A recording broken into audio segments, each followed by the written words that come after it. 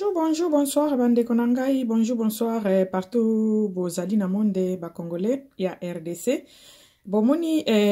vidéo oyo na ekoti la bino awa bozomo na ba photo na bilili, ezali ya ken piana na centimetre. Likolo ya liboso na bino, bozana centimetre, na journaliste oyo toye baka ya ba fimbo na fimbo wana centimetre. Bazo solo la sur quoi? Kama na lingena expliquer bino sikoyo. Basololi likolo ya makambo boyebi centimetre akendela ki na Congo. Centimetre akende na Congo, centimetre a lobi ake ko beta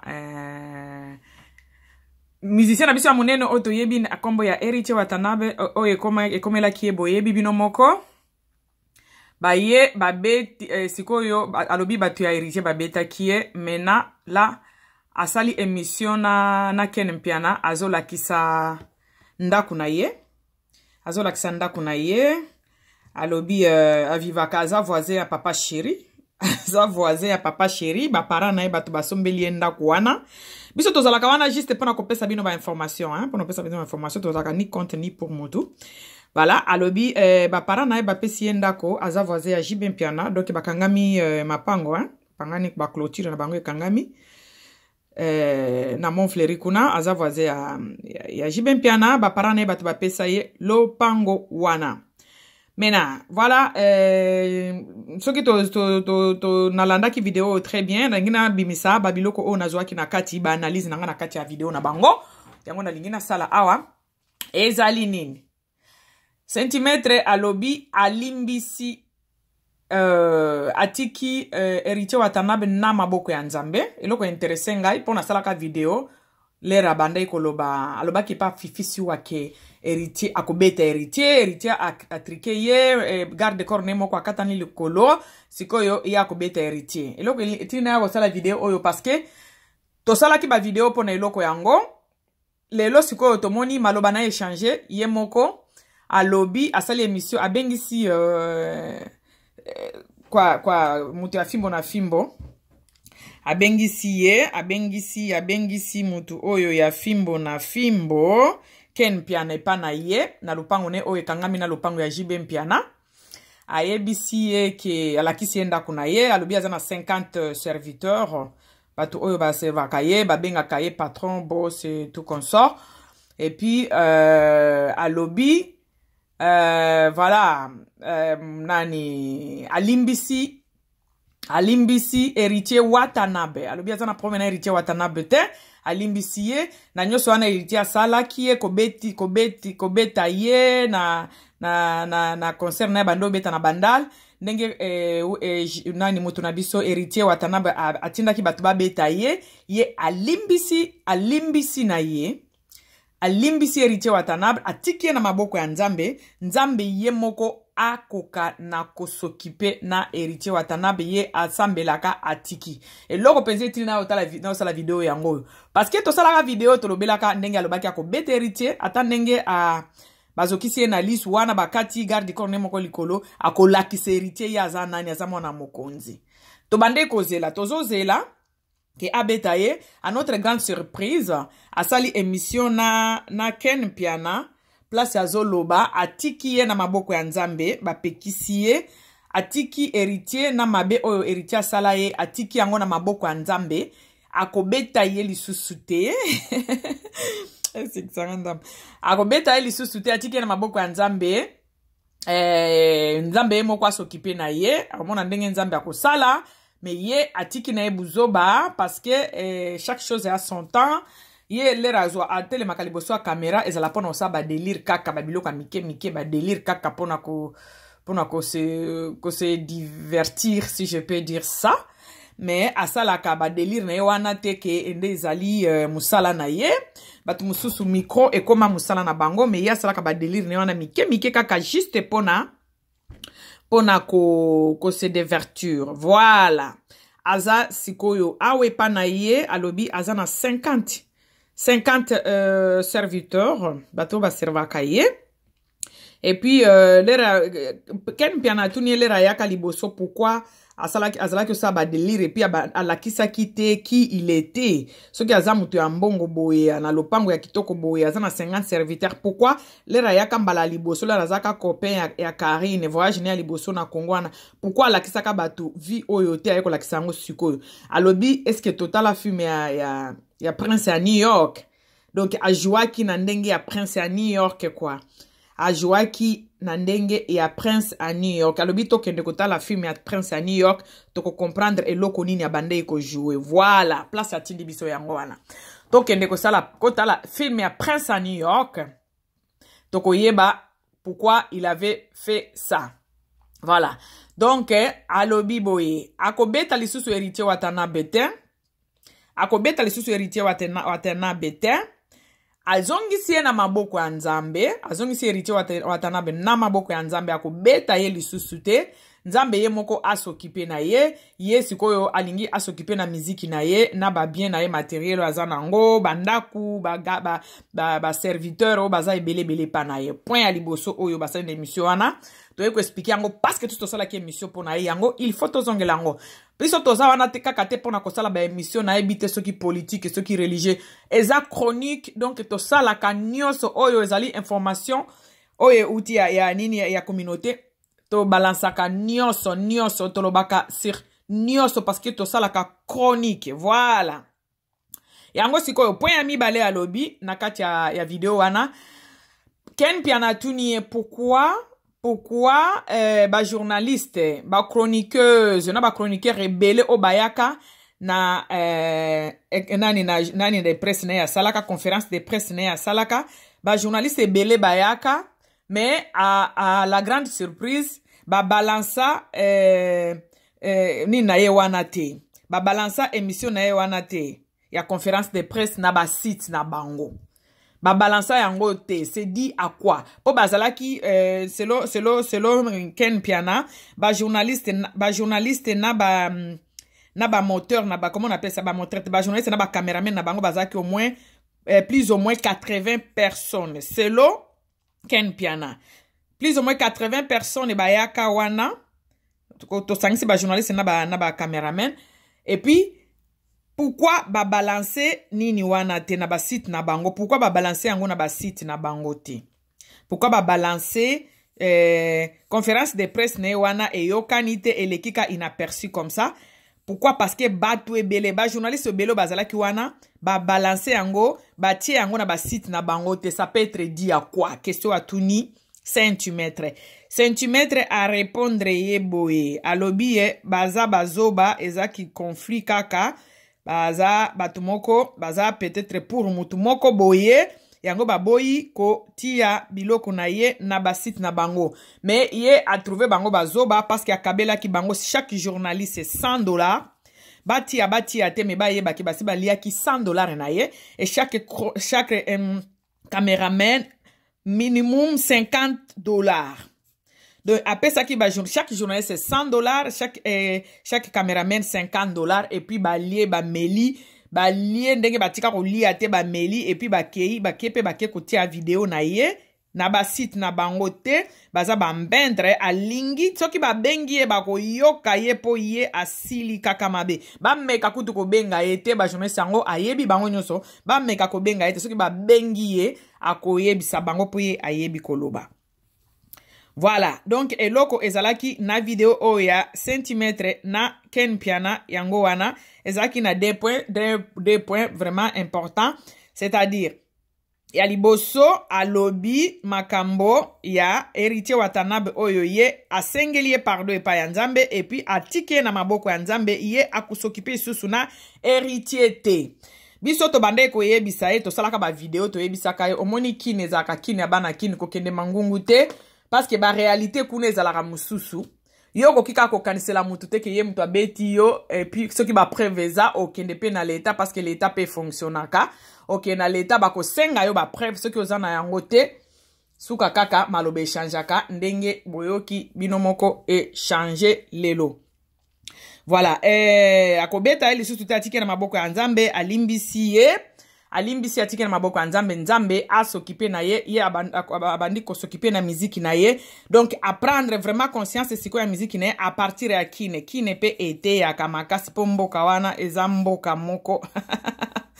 kine ezala mboka moko wana ville te wana ezala eza plus de 15 millions d'habitants eza suka échange ka batu moral mboka wana eza suka na mboka voilà alobi abandi kosokipe na miziki na ye balakisi ekutu na studio azosala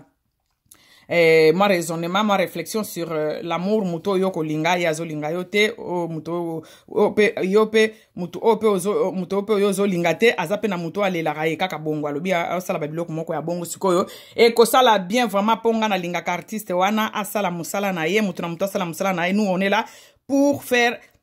kopesa ba jeune na biso conseil po ba avancer ba sala eloko ya bien ezala te ke lobby kuna ta eleki osali elo côté okomi ko regretter donc to salaka ba vidéo juste eza pona ko critiquer mutute juste poto peut-être ako tomber na vidéo wana azwa moi conseil peut-être oyo ba tumsusu ba tikala kopesa yete yango to salaka ba vidéo pona ko faire pousser kopesa kaka un coup de pouce na ba jeune na biso po ba avancer et ça biso plaisir ki alobi atiki ba makambo wana atiki makambo héritier atiki héritier na maboko ya nzambe aza ko se concentrer na musique na ye akoti kutu studio na kine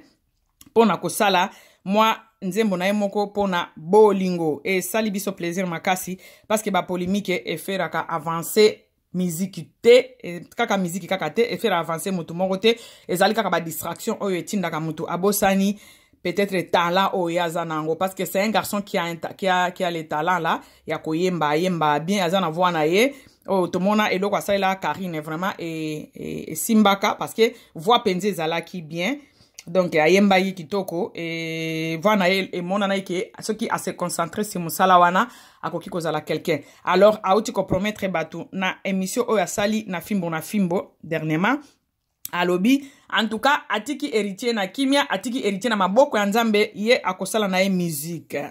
azako se concentrer na musique na ye alingia sala featuring na tonton na ye Weranson voilà c'est très bien vraiment to apprécier eloko wana asali lango pe kaka bongo et ko sala plaisir parce que biloko wana e futaka te ya ba polémique et tindaka pe ba musicien ba avancer penza te surtout ce que ozana non a débit et que olingi eloko ozo sala alors concentre-toi sur ton boulot nde e futaka ba polémique e futaka te batu ya ba chaîne wana akotie lo micro alobisa di n'importe quoi parce que les reza base ye à fin du mois azozwa mbongo na YouTube mais yo réputation na yo eza kobeba. Voilà, merci beaucoup vraiment ndenge a changé avis na ye atiki héritier na kimia alobi atiki na maboko ya nzambe. Deuxième point na biso oyo to saleli vidéo oyo ezali ba journaliste aleli présent na monoko ya mboka alobi ba journaliste ba yaki ebele na conférence de presse na ye ba zui pe ba élément bazu pe ba élément apesi bango mutu na mutu $100 chaque journaliste azwaki $100 o batika kozwa ta na conférence de presse moko te selo ye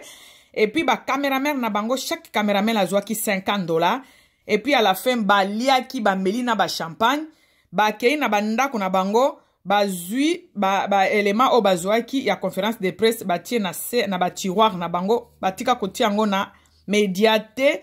a comprendre yango ke polémique nde esali ke basali yango te po bato ebele ba journaliste ebele ndenge bazawana bazalaka na ba parti pris na bango bazalaka na bato balobelaka bakotaka na makambo ya bato nyonso te donc bayaki wana pona lokoso meye alakisi bango ke ye azali mwana ya mutu ya mbongo apesaki bango mbongo malgré baboyi kotia conférence de presse ne na ba chaîne na bango azozela bango mukolo bako benga ye bako yoka ye po ye asakanaka te. Donc ce qui totali pe bien moi réflexion muki onga na oki koloba na likambo wana na suka ce qui totali bien ba journaliste na biso ba chroniqueur na ba chroniqueuse na biso ce totali muki to okipe koloba bazalaka vraiment na bolingo bazala na bolingo ata ndenge basona ka bango na bango mais soki mutu ya libanda lingia ya kotia bango na désordre bakota penza mutu na makolo te bakota ka penza mobimba te kwa ne lengena ba mutu na makolo donc kokota mobimba na polémique oyo yebiki ekofuta oyo eloko moko te mingi penza basala ka bongo mona bakoti na bango te mais soki bango na bango bazo fingana ka bango mais soki mutu ya libanda donc eloko il faut ete ya 2 cm ke kokende ka boyo bandiko kokota po okabola batu o swani sa ba journaliste mutu na mutu ayebaka eloko ne ya salaka yo salaka musique soana na batu ya musique batu ba chroniqueur na ba chroniqueur tika ba soana na bango mais soki ozoya po o soana o finga o tonga ba chroniqueur mususu balakisi yo ke ezali terrain na yo te tika bango basala musala na bango na ndenge na bango yo pe sala oya yo ya musique na ndenge na yo donc oyo nga na tire na video wana yango wana vraiment mission kitoko oyo basali apesi piso vraiment ba explication que ba journaliste bazalaka bakosaka ke bazo yokana te mais ce que komi ke ozo tonga ozo finga mutu moko parce que toza sir akendeki na kine asalisa ki pe conférence wana juste pour approuver Karine ke a même a part ata soki ye azana Karine lisusu te aza makasi mais sikoyo conférence de presse wana ndenge ba lancer yango te elakisi biso ke aza makasi te poto bande komona ye na média tous les jours les bazaki na Karine to bande komona tous les jours na média tous les jours na ba télé réalité à Karine to bande komona presque tous les jours et puis nde eloko etinda ki abima star lelo ya Congo oyo batu bayebi par rapport na Karine alingaki approuver Karine ke aza fort même si Karine azate aza fort na conférence de presse wana mais azui fimbo ya mokolo par rapport ya ba journaliste mususu balakisi ye ke papa muto amemaki yo aza ennemi na yo te bokoki kosolola likambo nini yango basololaka te biso toko lance eloko na oyo te na basite na biso mpo na kopinire yo kolakisa yo ke soki osakani na bajournaliste biso nyonso toza bajournaliste tokolakisa yo toza bachroniqueur na bachroniqueuse tokolakisa yo ke tolingaka bongo te donc balakisaki ye ke aeza malamu te kofinga mutu oyo a bimisio donc eloko na ye asalaki eza na impact te esali impact te mutu moko kutu akipe yango te ba conférence de presse na ye wana kutu